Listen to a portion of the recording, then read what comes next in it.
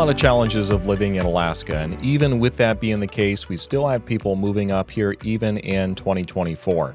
Why exactly is that? Why are people willing to accept all the negatives of living in Alaska, like the economic prospects and everything, when they have maybe better options in the lower 48 as far as those categories go? Well, we're going to be talking about why that is today in this video. Before we get started, though, my name is Jamin. I'm an associate real estate broker in the state of Alaska. My mission is to help you to build an intentional and significant legacy for yourself and your family by coaching you in real estate. And today we are going to be talking about all things Alaska and why it is that people are still moving here in 2024. Before we get started, make sure you give this video a like, subscribe, do all that good stuff, because that really does help out quite a bit. And let's go ahead and get this going. All right, the first thing I would say to people who are wondering why people are still moving to Alaska in 2024 is, have you seen the lower 48? You know, there's certainly some issues up here in Alaska with crime and homelessness, but it really does not compare to other parts of the United States. And, you know, that's kind of a sad indictment for where we're at right now. But, you know, Alaska does have some of that stuff, but also it's a little bit more concentrated in certain areas, and it's a little bit easier to kind of pinpoint where you should and should not be going if you're trying to avoid that stuff. On the plus side, I mean, Alaska also has never really struggled with riots and all that. So, you know, if that's something that's important to you, you want to maintain a riot-free life, then, you know, Alaska is going to be a pretty good option. Another reason that people end up moving to Alaska is because of the permanent fund dividend, or the PFD. So the PFD is really, it's coming from the oil revenues every year that's invested, and then like off the proceeds from that, you know, the citizens get a certain portion of it. It's kind of gone down in recent years, certainly lower than what it was in the golden ages.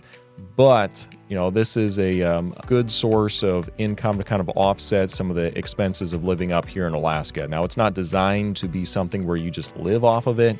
It's really more of a supplementary kind of a thing, but do the math. If you have a family of 5 and you're getting, like, let's just say $2,000 per person in your household from the PFD every year, you know, that does turn into a nice little chunk of change. And that can certainly help to kind of offset some of the expenses of living up here. And keep in mind, even the cost of living up here in Alaska is not going to be as much as what it would be in most of the big metropolitan areas in the United States.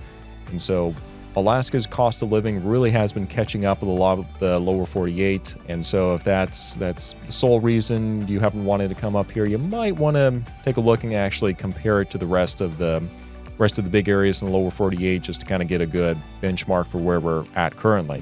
Now, another reason that people decide to move up to Alaska is going to be for the economic opportunities. Now, it really depends on what your specific industry is. If you are doing something that is very white collar, middle management, you know, you may or may not be able to find exactly what it is that you're looking for up here in Alaska. So it's going to be a little industry specific, but we do have a lot more going on now than we did in bygone decades. So it used to be, it was like oil, and that was really about it. But now we have the tourist industry, the fish and game and all that. That's doing better than it did in previous years. And, you know, obviously oil and energy and all that is still a component of our economy as well. So we're a little bit more diversified. Oh, and the transportation, just because we are a nice little hub between the United States and in Asia, we do transport quite a bit through the Ted Stevens International Airport. And so if you're involved in any of those industries, chances are pretty good it's going to be a good opportunity for you. But yes, economic reasons can be another reason that people do decide to come up here. It's going to be very industry specific, though. Now, let's go and take a break real quick. For those of you who aren't aware, I do host a podcast called the Alaskan Journey Podcast. You know, talking with people who've recently moved up to Alaska, and really kind of getting their stories and seeing the tips and tricks they would give to other people as they're looking at moving up here.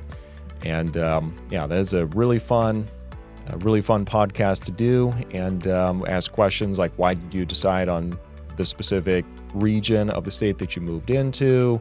You know, how was the Alaskan? You know, was it easy getting through the border? All that good stuff. So if you're looking to just kind of get an inside track from people who have actually done what it is you're wanting to do, then make sure you go check that out in the description section down below. And also make sure you join our monthly meetup group for the meetups that I host every month for people who are currently living here. And if you're just looking for a chance to kind of get to know people, then that is going to be a great option and a great way to kind of plug in quickly. And this is where I just take people out once a month and we'll go do something fun in Alaska. And it's just a good chance to kind of meet people. But yeah, let's go and finish today's video. Now, another big reason that people would decide to move to Alaska is it is a cooler climate, which that's not coming as any kind of a surprise. That's kind of our claim to fame for a lot of people.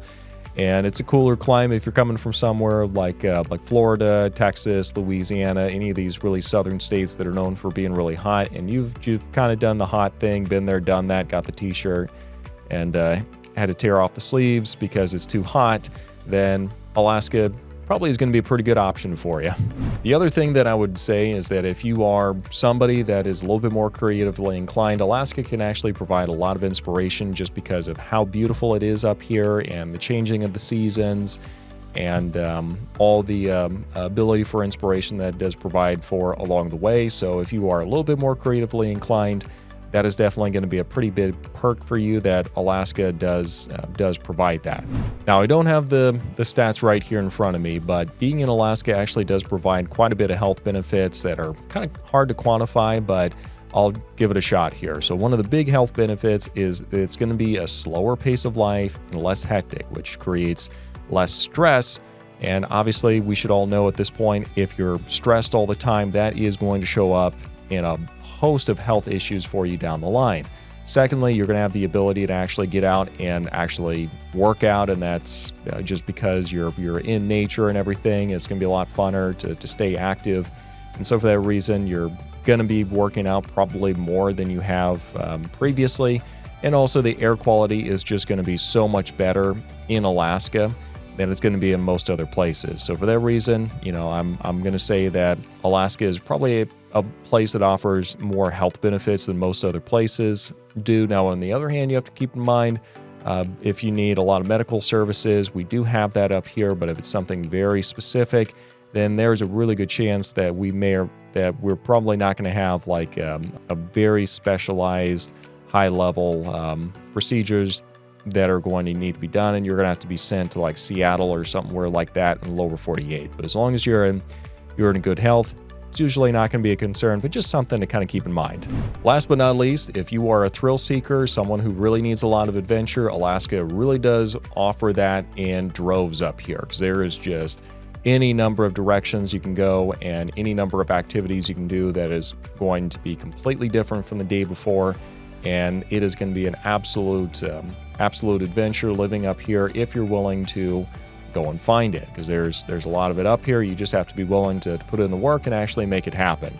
So this has been kind of my video talking about the reasons why people are still moving to Alaska in 2024. There's a lot of other differences, and a lot of different reasons that people live up here and decide to move up here ultimately. But these are going to be the big ones that I see. So if you have any that you see, you can think of, make sure you drop those in the comment section down below. Would love to hear those. And thanks for watching. We'll see you next time.